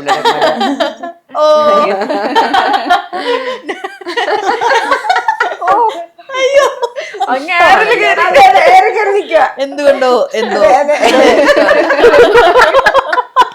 എല്ലാവർക്കും. അപ്പൊ ഈ നേരത്തെ പറഞ്ഞ ഈ നിങ്ങളെല്ലാവരെയും ആ ഹീറോയിൻ ഇൻട്രൊഡക്ഷൻസിന് ഇങ്ങനെ കൊണ്ടുവരുന്ന സമയത്തെ നമുക്കാണെങ്കിലും ഇങ്ങനെ സൈഡിൽ നിന്നിട്ട് എല്ലാവരും ഇങ്ങനെ ഓരോരുത്തരും നമ്മളായാലും അപ്പോഴാണ് അറിയുന്നത് ഇത്രയും പേരോ. ആദ്യം നമ്മൾ വിചാരിക്കുന്നത് വളരെ കുറച്ച് കാസ്റ്റ് മാത്രമുള്ള ഒരു മൂവി, മമ്മൂക്ക, വിനായകൻ ചേട്ടൻ, പിന്നെ നമുക്ക് അധികം അറിയില്ല, രജിഷ വിജയൻ ഉണ്ടെന്ന് പറയുന്നു, അങ്ങനെയൊക്കെ ഉള്ളു. അപ്പൊ പിന്നെ ഒരു വണ്ടി നിറച്ചെന്തേ ആളുകൾ ഇറങ്ങുന്നു. ഇത്ര ക്രൗഡ് കണ്ടപ്പോ എന്തായിരുന്നു ശരിക്കും കാതറിൻ? ഭയങ്കര ഇതായിരുന്നു. നമ്മള് എല്ലാവരും ഒന്നിച്ച് ആദ്യമായിട്ട് അന്ന് കാണുന്നത്. സെറ്റിൽ വെച്ചിട്ട് കുറച്ച് പേരൊക്കെ ഷൂട്ട് സമയത്ത് കാണുന്നത് 21 പേരും ഒന്നിച്ച് വന്നൊരു മൊമെന്റ് അതായിരുന്നു. നമ്മളെല്ലാവരും എക്സൈറ്റഡ് ആയിരുന്നു, ഞാനും എക്സൈറ്റഡ് ആയിരുന്നു. എല്ലാവരും ആദ്യം നമ്മള് ഹോട്ടലിലാണ് വെയിറ്റ് ചെയ്തത്. അവിടെ നിന്ന് ഒരു ബസ്സിലാണ് നമ്മള് ക്രൗൺ പ്ലാസയിൽ എത്തിയത് ഈ ടീസർ ലോഞ്ചിന് വേണ്ടിയിട്ട്. അപ്പൊ അവിടെ വരുമ്പോ തന്നെ എല്ലാരും നമ്മളിങ്ങനെ ഓടി നടന്ന് പരിചയപ്പെടുന്ന മീൻസ് ഏത് സീനിലായിരുന്നു എന്തായിരുന്നു, നമുക്കും സീൻസ് ഒന്നും അറിയില്ല, പക്ഷെ എല്ലാവർക്കും അറിയാം എല്ലാരും മമ്മൂക്കയുടെ നായകന്മാരാണെന്ന്. അങ്ങനെ ഒന്നിച്ച് ബസ്സിൽ വരുന്നു, വന്നിറങ്ങുന്നു ക്രൗണില്. പിന്നെ എല്ലാം എന്താ പറയാ, നമ്മള് ഒരു സ്വപ്നം കാണുന്ന ഒരു മൊമെന്റിലൂടെയായിരുന്നു പോയിക്കൊണ്ടിരുന്നത്. കാരണം മമ്മൂക്കയുടെ നായിക എന്ന് പറഞ്ഞ് വിളിച്ച് സ്റ്റേജിൽ കയറ്റുന്നത് തൊട്ട്, മമ്മൂക്കയുടെ അടുത്ത് നിൽക്കുന്ന തൊട്ട്, മമ്മൂക്കയുടെ നായികയായി നമ്മളെ പരിചയപ്പെടുത്തുന്ന ഒരു മൊമെന്റ്, ഇതെല്ലാം ഒരു സ്വപ്നം നമ്മുടെ ലൈഫിൽ നടന്ന പോലത്തെ ഒരു എക്സ്പീരിയൻസ്. ശരിക്കും അന്ന് ആ ഒരു പ്രോഗ്രാമിന് ആ ഒരു ഇവന്റിന്റെ വിഷ്വൽസ് കണ്ടപ്പോഴായിരിക്കും അല്ലെ പല ഫ്രണ്ട്സ് പോലും അറിഞ്ഞത് ഇതിന്റെ പാർട്ടാണെന്നുള്ള കാര്യം. അതുവരെ അതൊരു സീക്രട്ട് ആയിട്ടിരുന്ന ഒരു സംഭവം അതായിരുന്നു. ആദ്യമേ ഇൻസ്റ്റാഗ്രാമിൽ ഫ്രണ്ട്സ് എല്ലാവരും എടുത്തിട്ട് ഷെയർ ചെയ്ത് പോയത്. അത് കണ്ടപ്പോൾ എല്ലാരും ചോദിച്ചിട്ടുണ്ടേ. അതെ, ഒരുപാട് പേര് ചോദിച്ചിട്ടുണ്ട്. പിന്നെ ഒരുപാട് മെസ്സേജസ് അപ്പോഴാ വന്നത്, കളംകാവല്ലോ. നമ്മള് നേരത്തെ പറഞ്ഞ ഇന്നസെന്റിന്റെ അവസ്ഥ അപ്പോഴാണ് റിയാലിറ്റിയിലേക്ക് വരുന്നത്. അതെ, ഞാൻ തന്നെ, എന്റെ സമയമായി, ഇത് പറയാനുള്ള ടൈമായി. അടിപൊളി. ഇപ്പൊ സുഹാന, ശരിക്കും പറഞ്ഞാല് ഇപ്പൊ നേരത്തെ പറഞ്ഞായിരുന്നല്ലോ വാപ്പയും ഉമ്മയും രണ്ടാളും പോലീസുകാരാണെന്നൊക്കെ. അപ്പൊ പോലീസുകാരുടെ കുട്ടി, അതെ, പോലീസ് കുട്ടി എങ്ങനെ സിനിമയിലേക്ക് എത്തിയത്? നല്ല ചോദ്യം, വളരെ നല്ല ചോദ്യം. നല്ല ക്വസ്റ്റ്യൻ. അടുത്ത ക്വസ്റ്റ്യൻ അങ്ങനെയാണോ? എന്റെ പേരിൽ അബി സുഹാനയുടെ അബി തന്നെ ഉള്ളത്. ഈ കൈക്കുഞ്ഞായിരുന്ന സമയത്ത് എന്റെ ഉമ്മ വിചാരിച്ചു ഞാൻ PSC ലിസ്റ്റില് S കാരണം പുറയിലാവാൻ പാടില്ല എന്ന് പറഞ്ഞിട്ടാണ് അബി എന്നൊരു പേരിട്ടത്. അപ്പൊ PSC എന്ന് പറയുന്ന ഒരു സാധനം എന്റെ വീട്ടിൽ അത്രയ്ക്ക് ഇമ്പോർട്ടന്റ് ആണ്. അപ്പൊ അങ്ങനെ വരുമ്പോ എനിക്ക് എന്റേതായ വീട്ടിൽ അത്രയും പ്രഷർ ഉണ്ട്. അപ്പൊ എനിക്ക് എന്റേതായ എന്തെങ്കിലും ചെയ്യണമല്ലോ, വേറെ എന്തെങ്കിലും വേണമല്ലോ എന്നുള്ള സാധനം എന്നാണ്. പിന്നെ എനിക്ക് പൊക്കം ഉള്ളതുകൊണ്ട് ഓട്ടോമാറ്റിക്കലി ഞാൻ ഒന്ന് മോഡലിംഗിൽ എത്തി. ഞാൻ മിടുക്കി എന്ന് പറയുന്ന റിയാലിറ്റി ഷോയിലുണ്ടായിരുന്നു, മഴവിൽ മനോരമയുടെ. എന്റെ വീടിന് തൊട്ടടുത്ത് അതിന്റെ ഓഡിഷൻ നടക്കുന്നത്. അപ്പൊ അതിന് പങ്കെടുത്ത് അത് കിട്ടുന്നതിന് തൊട്ടാണ് ഇത് ഓക്കെ ആയിട്ടുള്ള ഒരു ഇൻഡസ്ട്രി ആണ്, എന്റെ ഡിസിഷന് ഒരുപാട് പവർ ഉണ്ട്, ഞാൻ എനിക്കത് മിയാൻഡർ ചെയ്യാൻ പറ്റുമെന്ന് തോന്നിയാണ് ഞാൻ ഇതിലേക്ക് എത്തുന്നത്. അങ്ങനെ അപ്പൊ വീട്ടില് ഫാമിലിക്ക് ഇഷ്ടമായിരുന്നു സിനിമ? എനിക്കത് ഹാൻഡിൽ ചെയ്യാൻ പറ്റും, ഞാൻ എവിടെ പോയാലും അതുപോലെ തിരിച്ചു വരും. എനിക്ക് എന്റെ ആര് കൊണ്ടുപോലും 2 ദിവസം അവിടെ ചെന്നാലും എവിടെ ചെന്നാലും. പിന്നെ എന്റെ വീട്ടിൽ ഒരുപാട് റൂൾസ് ഉണ്ട് കേട്ടോ. അതായത് ഞാൻ ഏത് സ്ഥലത്തെത്തിയാലും അവിടെ ലൊക്കേഷൻ പോകണം. ഞാൻ എവിടെ താമസിച്ചാലും അവിടെ എന്റെ പാപ്പയും പോലീസുകാരെ വിട്ടിട്ട് ആ ഹോട്ടൽ ഓക്കെ ആണോ അതെല്ലാം അന്വേഷിക്കും. ഇറ്റ് വാസ് വെരി അതൊരു ഗതികേടുമാണ് ആക്ച്വലി നമുക്ക് ചെയ്യേണ്ടി വരുന്നതിന്റെ. നമുക്ക് ആ സമൂഹത്തിൽ നമ്മൾ എവിടെ ചെന്നാലും ഓക്കെ ആയിരിക്കണം. ഇപ്പോഴും അങ്ങനെയാ? ഇപ്പൊ കുഴപ്പമില്ല. ഇപ്പൊ ഞാൻ വിളിച്ച് എപ്പൊ ചോദിച്ചാലും ഞാൻ പറയും ഞാൻ ഇവിടാണ്, ഞാൻ ഇവരുടെ കൂടെയാണ്. അങ്ങനെ അത്രയും പ്രഡിക്റ്റബിൾ ആയപ്പോഴത്തേക്കുമാണ് അവർക്ക് ഞാൻ എവിടെ ചെന്നാലും ഞാൻ എന്റെ സേഫ്റ്റി നോക്കും എന്നുള്ള ഒരു സംഭവം വന്നാൽ അങ്ങനെയാണോ. നമ്മളെല്ലാം നിരീക്ഷണത്തിലാണ് അപ്പൊ. നമ്മളെല്ലാവരും എനിക്ക് ഏതോ ഒരു സിനിമ എപ്പോഴാ സ്നൈപ്പറിനൊക്കെ അടി കിട്ടുന്നതെന്ന് അറിയാൻ പറ്റുന്നില്ല. അപ്പൊ അങ്ങനെ എപ്പോഴും ഒരു Z+ സെക്യൂരിറ്റി. അതെ. പിന്നെ പോലീസുകാരൊക്കെ എന്ന് പറഞ്ഞാൽ എനിക്ക് ഒരു പേടിയില്ല. പക്ഷെ അത് എന്റെ ഒരു പ്രിവിലേജ് കൂടെയാണ്. എനിക്ക് തറവാട് പോലെ പോലീസും ജയിലും എന്ന് പറഞ്ഞാൽ, പോലീസ് സ്റ്റേഷനും ജയിലും എന്ന് പറഞ്ഞാൽ ഞാൻ ഏത് പതിരാത്രി വേണോ എനിക്ക് ഓടിച്ചെല്ലാം എന്നുള്ളൊരു സംഭവമാണ്. അത് ആക്ച്വലി പ്രിവിലേജ് ആണ്. എല്ലാവർക്കും അങ്ങനെ പറ്റുന്നില്ല. പക്ഷെ അത് പോസിബിൾ ആണ്. പോലീസുകാർ നമ്മളെ ഹെൽപ്പ് ചെയ്യാനാണ് നിൽക്കുന്നത്. അവർക്ക് ഒരുപാട് പൊളിറ്റിക്സ് അകത്തുണ്ട് ഇപ്പോഴും. പക്ഷെ എന്നിരുന്നാൽ പോലും നമ്മള് അവര് എപ്പോഴും നോക്കുന്നത് എന്റെ കുട്ടിക്കാണ് ഇങ്ങനെ സംഭവിക്കുന്നതെങ്കിലോ എന്നുള്ളൊരു സംഭവം എല്ലാ പോലീസുകാർക്കും ഉണ്ട്. അത് ഞാൻ എടുത്തു പറയാം. എല്ലാ പോലീസുകാർക്കും വരുന്ന ഒരാള് എന്റെ കുട്ടിക്കാണ് ഇങ്ങനെ സംഭവിക്കുന്നതെങ്കിലോ എന്നൊരു ചിന്ത അവർക്കുണ്ട്. പക്ഷെ നമ്മൾ അത് എന്തുമാത്രം കോംപ്ലിക്കേറ്റ് ചെയ്യുന്നതനുസരിച്ചാണ്, അല്ലെങ്കിൽ പൊളിറ്റിക്സ് മൊത്തത്തിൽ സമൂഹം എന്തുമാത്രം കോംപ്ലിക്കേറ്റഡ് ആണെന്നനുസരിച്ചാണ് അവരും ചിലപ്പോ ടൈർഡായി പോകുന്നത്. അങ്ങനെ സത്യം പറഞ്ഞാൽ ഇപ്പൊ പേരൻസ് യൂഷ്വലി ഒരാള് അച്ഛനോ അമ്മ ആരെങ്കിലും ഒരാളൊക്കെ സർവീസിലിരിക്കും നമ്മൾ കാണാറുണ്ട്. രണ്ടാളും ഇരിക്കുന്നവരുടെ നമ്മൾ വളരെ കുറച്ചല്ലേ ഇങ്ങനെ കാണാറുള്ളൂ. അപ്പൊ രണ്ടാൾക്കും എന്ന് പറയുമ്പോഴത്തേക്ക് അതുപോലെ തിരക്കുകൾ കാണും, അപ്പോ വർക്ക് പ്രഷർ കാണും. അങ്ങനെയൊക്കെ ഇരിക്കുന്ന സമയത്ത് പല ടൈമിലും പല മൂഡായിരിക്കും. അപ്പൊ ശരിക്കും പറയാൻ ഭയങ്കര കെയർഫുൾ ആയിട്ടായിരിക്കും ഇതിൽ ഓരോ കാര്യങ്ങൾ ചോദിക്കേണ്ടത്. കെയർഫുൾ എന്ന സെൻസ് നമ്മളൊരു കാര്യം അങ്ങോട്ട് ചോദിച്ചൊരു കാര്യം കിട്ടുക അങ്ങനെ തന്നെ കണ്ടില്ല. ഇവര് ബിസിയാണല്ലോ. അപ്പൊ ആദ്യമൊക്കെ എനിക്ക് പ്രത്യേകിച്ച് ഇവര് ബിസി ആകുമ്പോഴത്തേക്ക് I use to feel bad. നമുക്ക് വേണ്ടിയിട്ട് സമയം ചെലവഴിക്കുന്നില്ല. പ്രത്യേകിച്ച് എന്റെ ഉമ്മ ഭയങ്കര വർക്കഹോളിക്കാ. ഇപ്പൊ പോലീസ് സ്റ്റേഷനിൽ പോണെന്ന് പറഞ്ഞാൽ അപ്പൊ കളഞ്ഞിട്ട് പോകും. അപ്പൊ നമ്മള് എവിടെയാണ് എങ്ങനെയാണെന്നൊന്നും നോക്കത്തില്ല. അപ്പൊ നമ്മളത് കാരണം എല്ലാത്തിനും അതിൻ്റെതായ ഗുണമുള്ളതാണ്. നമ്മളത് കാരണം വളരെ സെൽഫ് സഫീഷ്യന്റ് ആയി. നമ്മൾ നേരെ ഫുഡ് ഉണ്ടാക്കി കഴിക്കും, നമ്മൾ സ്വയം നോക്കും, നമ്മൾ വീട് നോക്കും, നമ്മൾ എവിടെ പോയാലും അതുപോലെ തിരിച്ചു വരും. എന്നിട്ട് ഉമ്മാരെ ഈ ഒരു വർക്കഹോളിക് ഇത് കാരണം എനിക്കും ഒരു വർക്കഹോളിക് ഫീച്ചറാണ്. ഒരു മെറ്റേണൽ, എനിക്ക് മക്കളുണ്ടാവണം, അവരെ ഭയങ്കര പൊന്നുപോലെ, അതാണ് എന്റെ ജീവിതം എന്നുള്ളത് തീരെ അല്ല. ഞാൻ ഭയങ്കര വർക്കഹോളിക് ആയിട്ട് എനിക്ക് വർക്ക് കിട്ടിക്കൊണ്ടേ ഇരിക്കണം, എനിക്കത് ചെയ്തുകൊണ്ടേ ഇരിക്കണം എന്നുള്ളൊരു. പിള്ളേരാകുമ്പോ പിള്ളേർ അവരുടെ വഴിക്ക് നോക്കും, നമ്മൾ എന്തിനാ അതിന്റെ പുറകെ കുറെ ഒക്കെ അങ്ങ് നോക്കുന്നെന്നുള്ളൊരിതാ. ആവശ്യത്തിനുള്ള എല്ലാം കൊടുക്കണം, സ്നേഹം എല്ലാത്തിനും നമ്മൾ ഉണ്ടാവുന്ന കാണിക്കണം എന്നുള്ളതല്ലാതെ ഓവറായിട്ട് കേറ്റർ ചെയ്യുന്ന ഒരു സംഭവം എനിക്ക് കിട്ടിയിട്ടില്ല, ഞാനും കൊടുക്കത്തില്ല. ഇല്ല, എനിക്ക് കിട്ടാത്തൊന്നും ഞാൻ കൊടുക്കൂല എന്നൊക്കെ. അയ്യോ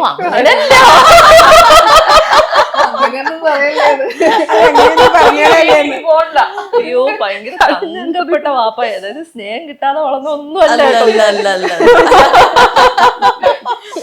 തങ്കപ്പെട്ടവരാ. അത് ഉമ്മ എങ്ങനെ കേൾക്കുന്നുണ്ടെന്ന് ആലോചിച്ചോ? തങ്കപ്പെട്ട വാപ്പ മാത്രം പറയുന്നത്. തങ്കപ്പെട്ട വാപ്പ. എന്റെ ഉമ്മ ഭയങ്കര സ്ട്രിക്റ്റ് ആയിരുന്നു. പക്ഷെ ഉമ്മാരുടെ ഉള്ളിൽ മറ്റേ സ്വർണ്ണ ഖനി പോലെ ഭയങ്കര സ്നേഹമാണ്. ഇത് വീട്ടിൽ ചെന്ന് സൈക്കോളജിക്കൽ മൂവ് ആണ്. എല്ലാരും പ്രേക്ഷകർ നോട്ട് ചെയ്യണം. ബാപ്പയും ഉമ്മയും ഇത് മാത്രം കാണാതെ ഈ പറഞ്ഞ സ്റ്റാറ്റസ് ഇടും. എന്റെ ഉമ്മ സ്വർണ്ണക്കനിയാ, വാപ്പ തങ്കപ്പെട്ട. അത് മാത്രം എടുത്ത് സ്റ്റോറി അവര് വർക്കഹോളിക് ആയതുകൊണ്ട് ഇത് കാണാനും ടൈം കാണൂലല്ലോ. അങ്ങനെ ഒരു ഗുണമുണ്ട് ഗൈസ്, നല്ലൊരു ഗുണമുണ്ട്. സിനിമയൊക്കെ അവര് ഫസ്റ്റ് ഡേ വന്ന് കണ്ടിരുന്നു? ഇല്ല. അയ്യോ, ഈ ചോദ്യം ഞാനിനി എങ്ങനെ ഹാൻഡിൽ ചെയ്യും? ഉമ്മ വർക്കഹോളിക് ആയതുകൊണ്ട്, ഇലക്ഷൻ ഡ്യൂട്ടി ആയതുകൊണ്ട് പുള്ളിക്കാരിക്ക് പോകാൻ പറ്റില്ല. അതുകൊണ്ട് പുള്ളിക്കാരിയുടെ കൂടെ പോകാൻ പറ്റാത്തതുകൊണ്ട് വീട്ടുകാരും പോയില്ല. അതുകൊണ്ട് അവരാരും കണ്ടിട്ടില്ല. അത് അടുത്ത സൈക്കോളജിക്കൽ മൂവ് ആണ്. ഇതെല്ലാം പ്രേക്ഷകർ തിരിച്ചറിയണം. വീട്ടിലാരും കണ്ടിട്ടില്ല. നോക്കട്ടെ, പോയില്ലെങ്കിലാണ് ഞാനും ഒരു പോലീസരിയാവാൻ പോകുന്നത്. അതെ, വേറൊരു മുഖം. അതെ, അത്ര ലാസ്റ്റ് ഇല്ല അവരുടെ മുമ്പില്. എന്തായാലും കുറച്ച് ട്രൈ ചെയ്യും. അതെ, എനിക്ക് ചിരിച്ചിരിച്ചിവിടെ വേദന. വീട്ടിലൊക്കെ ചെന്ന് കഴിഞ്ഞിട്ട് മറ്റേ ആടിനകത്തിലെ പറയുന്ന പോലെ ഷമീർ സാറേ, ഷമീന്നാണ് കറക്റ്റ് ആയിരിക്കും. അതേപോലെ ആയിരിക്കും ലാസ്റ്റ് ചെന്നിട്ട് കാണണം എന്നുള്ള രീതിയിൽ, ഇവിടുന്ന് വലിയ രീതിയിലൊക്കെ പോയിട്ട്. അപ്പൊ ഇനി എന്താ പറയാ, വരാൻ പോകുന്ന പ്രോജക്ട്സ് ഒക്കെ എന്തൊക്കെയാ? നിങ്ങൾ എന്തെങ്കിലും ഇപ്പോ അസൈൻ ചെയ്തിട്ടുണ്ടോ? ഇതേപോലെ നമ്മൾ പുറത്ത് പറഞ്ഞു കഴിഞ്ഞാല് നമ്മളെ വെടിവെച്ച് കൊല്ലുന്നുള്ളത് കൊണ്ട്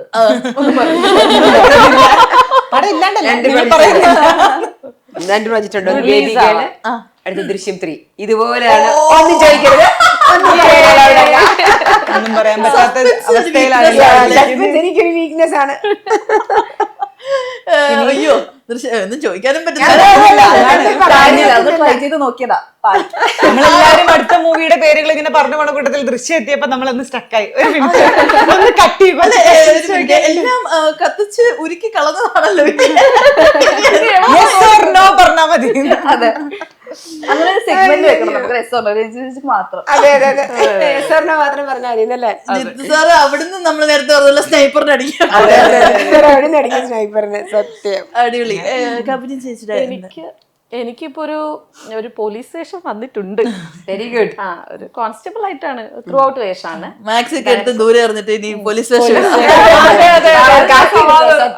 സന്തോഷത്തിലാണ് വെയിറ്റ് ഒക്കെ ഒന്ന് കുറയ്ക്കണം. പോലീസുകാരി ആവാൻ എന്തെങ്കിലും ഇതുണ്ടേ പറഞ്ഞാൽ മതി കേട്ടോ. ഇപ്പൊ അതെ, എന്ത് വേണം പറഞ്ഞുതരും. ഓൾ കേരള പോലീസുകാർക്ക് ടിപ്സ് കൊടുക്കാൻ വേണ്ടി. എഴുത്തുകാര്യം പറഞ്ഞപ്പോഴത്തേക്ക് ഇപ്പൊ കറന്റ്ലി എന്തെങ്കിലും എഴുത്തിന്റെ കുറച്ച് പ്രോജക്ട്സ് ഉണ്ട്. അല്ലാതെ അഭിനയിക്കുന്നതിൽ പാട്രിയോട്ട് ഉണ്ട്. പിന്നെ അത്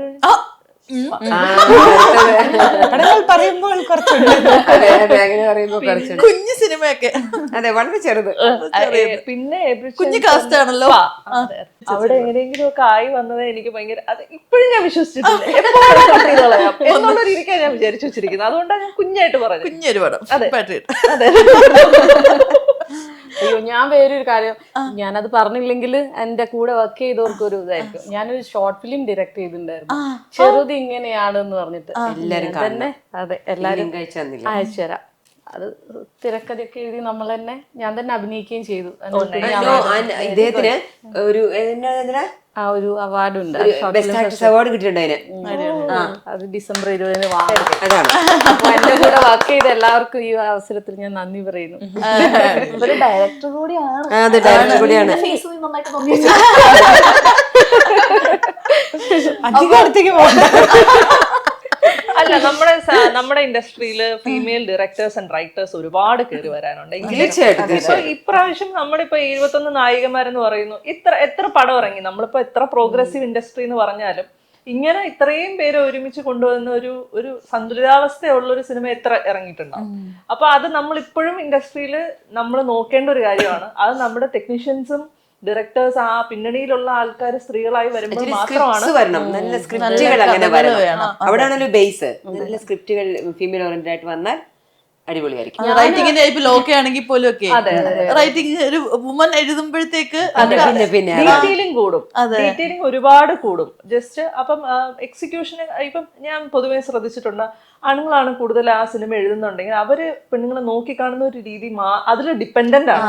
പോയിന്റ് ഓഫ് വ്യൂസ് വ്യത്യാസം ഡിപ്പെൻഡന്റ് ആണ്. അപ്പോഴത്തേക്കും ഒരു സ്ത്രീ എഴുതുമ്പോൾ നമ്മൾ ഒരു സ്ത്രീക്ക് കൊടുക്കുന്ന ന്യൂവാൻസസ് വളരെ കൂടുതലായിരിക്കും.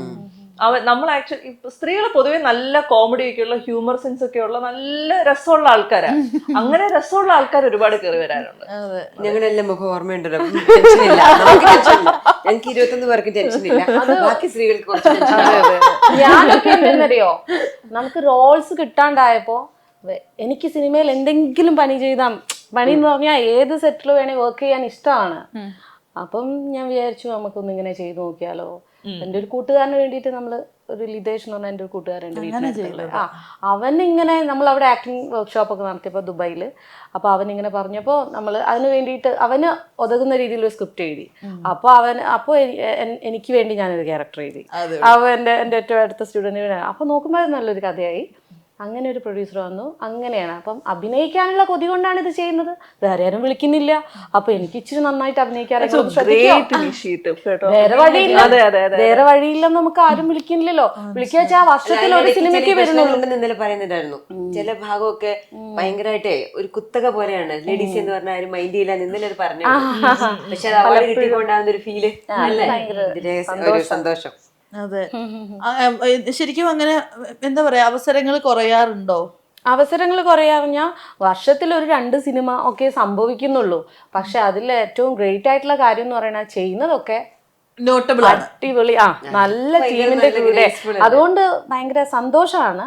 പക്ഷെ എനിക്ക് ത്രൂ ഔട്ട് 24 hours സെറ്റിൽ നിൽക്കാൻ ആഗ്രഹമുള്ള ആളാണ്. എന്ത് പണി വേണേ ഞാൻ ചെയ്യും. സ്ക്രിപ്റ്റ് കുറച്ചുകൂടി അടിപൊളി ആയി കഴിഞ്ഞാൽ, അതായത് സ്ക്രിപ്റ്റിനാണല്ലോ നമുക്ക് വേണ്ട ക്യാരക്ടേഴ്സ്.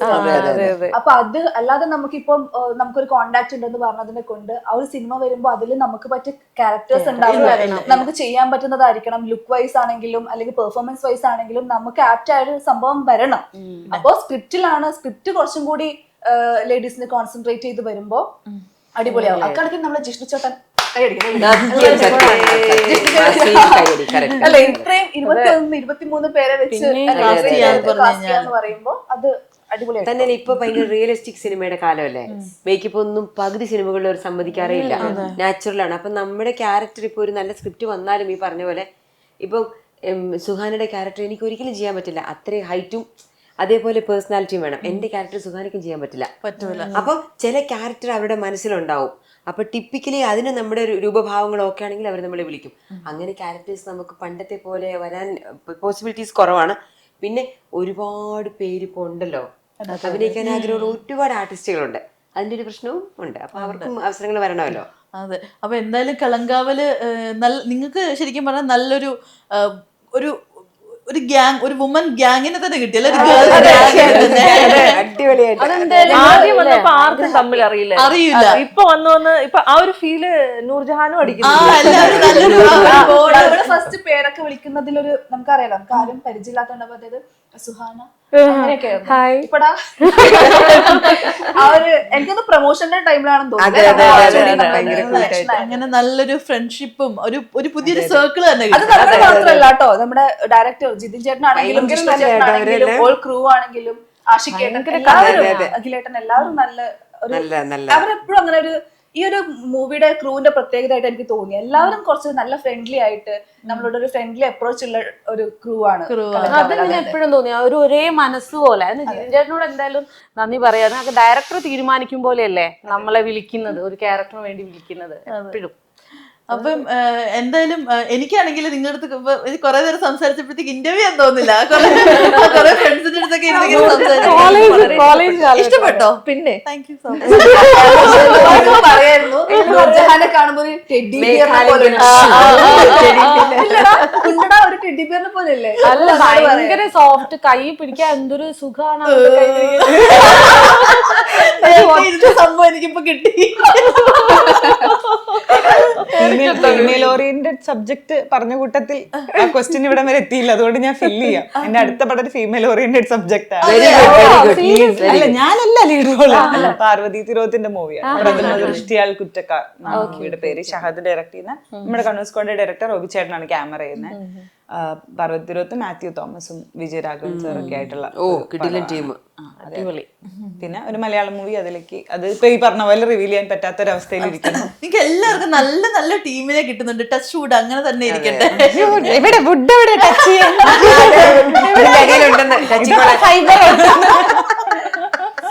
അപ്പൊ എന്തായാലും എല്ലാവരുടെയും ഇനി വരുന്ന പ്രോജക്ട്സുകളും എല്ലാം അടിപൊളിയാവട്ടെ. All the best. Thank you. Yes, Oxygen year end sale home അപ്ലയൻസസിനും ഡിജിറ്റൽ ഗാഡ്ജറ്റ്സിനും ഈ വർഷത്തെ ഏറ്റവും വലിയ ഓഫറുമായി ഓക്സിജൻ ഇയർ ആൻഡ് സെയിൽ ആരംഭിച്ചിരിക്കുന്നു. Say yes to EMIs, exchanges and more only at Oxygen, the digital expert. Oxygen, the digital expert. Make every wedding unforgettable. Joya Lucas, world's favorite jeweler.